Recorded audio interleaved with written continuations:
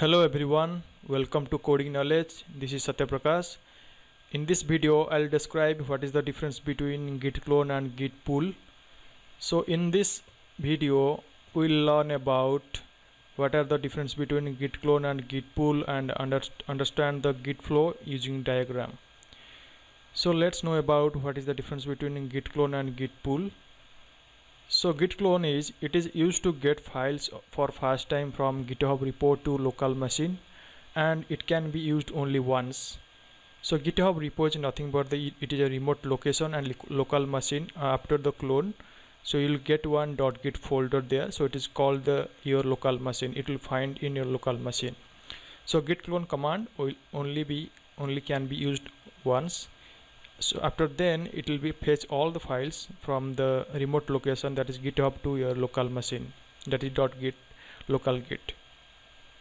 What is git pull?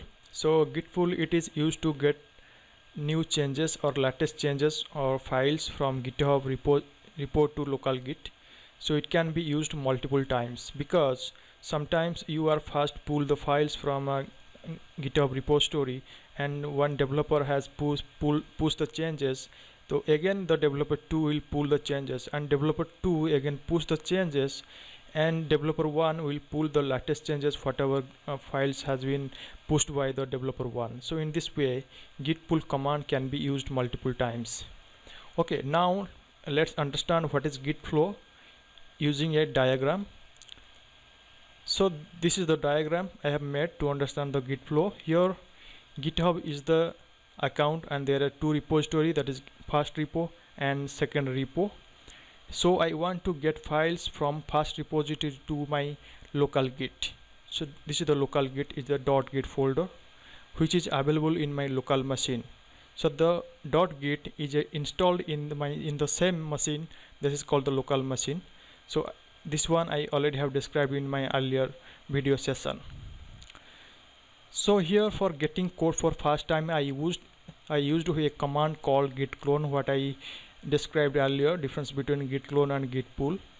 So to get git clone command to get files from remote repository to, this is the GitHub remote repository, to my local repository, that is .git.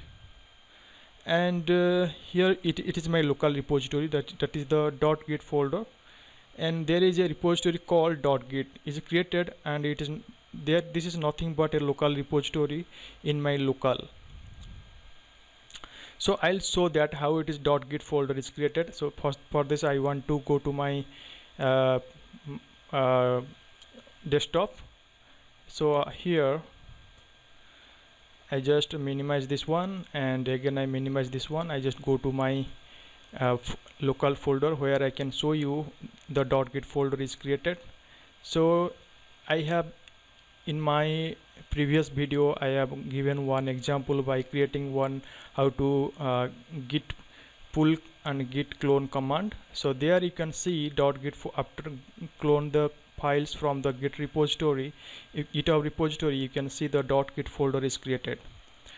So .git folder is nothing but it is a local repository in my local. So here the .git folder, and .git folder contains so many files. So first time after cloning, this .git folder is in hidden format. You can see it is in a hidden format there. So to make it visible, just make a setting. So I just right click here and go to properties. You just click here, right click here, .git folder, go to the properties here, and after then I'll go to the hidden format there. So to make it visible, you just click on this checkbox on the hidden checkbox field. After then, if you'll just, it is by default is hidden. If you'll just remove this hidden and apply these changes, and again click OK, now you can see the .git folder is from hidden to the shown format, shown status. So you can see the same files as well. So I want to just make this default changes as it was before. So I want to make it as hidden, and if you want to make as hidden, just click on the checkbox of hidden field and click apply and OK and click OK again. Okay,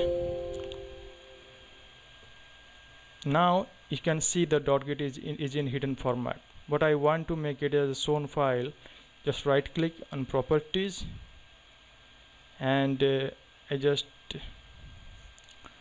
is not in hidden format, so I just make it not a hidden format file, so I just click OK. Oh, again I need to try this. So click on properties, I want uncheck this hidden field, apply, OK and then OK. Now you can see the .git folder is shown as expected. So let's go to my presentation there.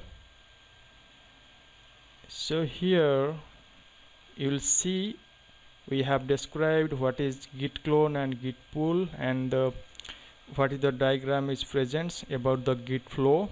So GitHub is nothing but the remote repository. There is two repository, first repo and second repo, and .git is nothing but the local repository available on my machine as I shown you earlier, and how to make a visible and hidden .git folder using setting properties.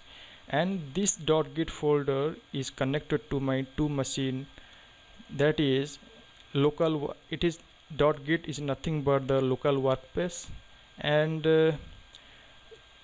where the .git folder is available, that is called the local machine, is nothing but my desktop. So this is my YouTube channel Coding Knowledge. Please subscribe, share it, and get the up-to-date knowledge on .NET, .NET Core, SQL Server, C#, .NET, Bootstrap, Azure, Cloud Computing, DevOps series, and Jenkins. So in this video, what we have learned today, that is what are the difference between git clone and git pull. So overall we know that git clone can be used once and git pull can be used multiple times. So what is the understand of git flow using a diagram? So git flow is nothing but contains two types, one is GitHub repository and one local git, and how to hide and show the .git folder in your local machine. And .git is nothing but a local workspace, and your .git where it's present in your local machine, it is called nothing but your desktop or laptop. So that's it for today guys. Thank you for listening and have a great day.